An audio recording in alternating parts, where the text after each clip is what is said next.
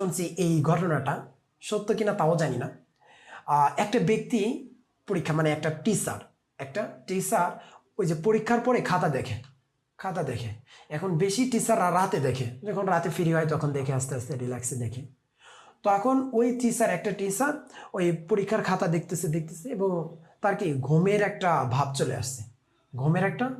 চলে আসছে। এখন ওই ঘুমের ওইভাবেই খাতা দেখতেছে আর পয়েন্টগুলো দিচ্ছে।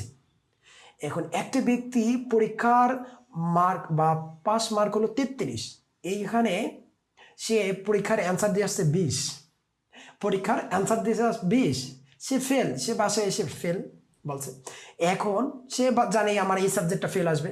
সেই টিচার ওই যে ঘুমের তরনা নিয়ে যে খাতা দেখতে ওরটাও কি পাশের যে মার্ক ওইটা পাশের মার্কটা উঠাই দিছে। এখন দেখে পরীক্ষার রেজাল্ট যখন বের হয়েছে তখন দেখে কি ও পাস, আলহামদুলিল্লাহ। সে পাস করছে। সে পাস করছে কিভাবে? টিচার যখন